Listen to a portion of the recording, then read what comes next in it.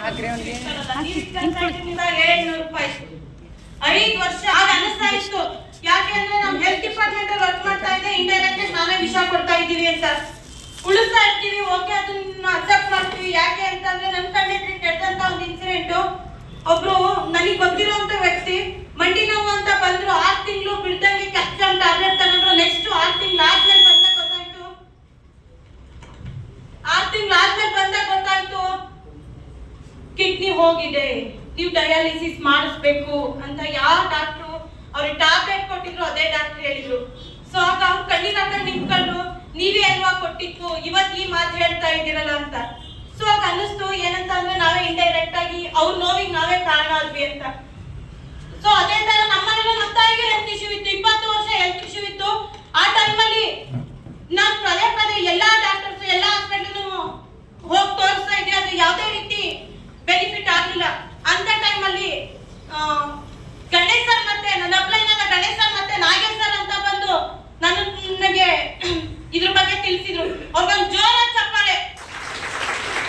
ಯಾಕೆ ಅಂದ್ರೆ 20 ವರ್ಷ ನಮ್ಮ ತಾಯಿ ಬೆಟ್ಟಲ್ಲಿದ್ರು, ಎದ್ದು ಒಂದು ದಿನಕ್ಕಾದ್ರೂ ಓಡಾಡಿದ್ರೆ ಸಾಕು ಅಂತ ಕಾಯ್ದೆ ಇದ್ದಂತ ಟೈಮಲ್ಲಿ ಬಂದು ವೆಸ್ಟೇಜ್ ಪ್ರಾಡಕ್ಟ್ ಬಗ್ಗೆ ಹೇಳಿದ್ರು. ನಾನು ನಂಬಲಿಲ್ಲ, ಯಾಕೆಂದ್ರೆ ನಾನು ಇದ್ದಂತ ಫೀಲ್ಡ್ ಅಂತದ್ದು.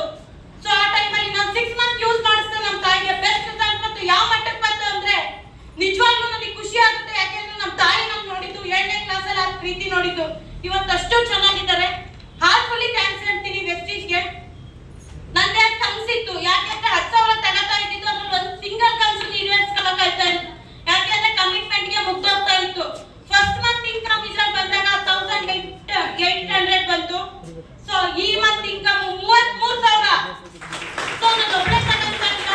ಅಲ್ಲಿ ಆ ಸಿಸ್ಟಮ್ ಅಲ್ಲಿ ನಾನು ಬದುಕಬೇಕು ಅಂದ್ರೆ ಇನ್ನೊಬ್ಬರನ್ನ ತುಳಿಬೇಕಿತ್ತು. ನಾನು ಬದುಕಬೇಕು ಅಂದ್ರೆ ಇನ್ನೊಬ್ಬರನ್ನ ಬೆಳೆಸಬೇಕಂತ ಒಂದು ವಂಡರ್ಫುಲ್ ಸಿಸ್ಟಮ್ ಇದೆ. ಇದೆ ಕನ್ಸು ಅನ್ನೋದಿದ್ಯಾ? ಇಲ್ಲ. ಕನ್ಸು ಅನ್ನೋದು ಯಾರಿಗೆಲ್ಲ ಇದೆ ಅವ್ರಿಗೆ ಮೋಸ್ಟ್ ವೆಲ್ಕಮ್. ಕನ್ಸು ಅನ್ನೋದು ನಿಮ್ಗಿದೆ, ನಿರ್ಧಾರ ನೀವು ಮಾಡಿ. ಆಲ್ ಸಪೋರ್ಟ್ ನ ಎಂಟೈರ್ ಟೀಮ್ ಮಾಡುತ್ತೆ. Thank you team partners and all of friends. Thank you so much. Wish you well.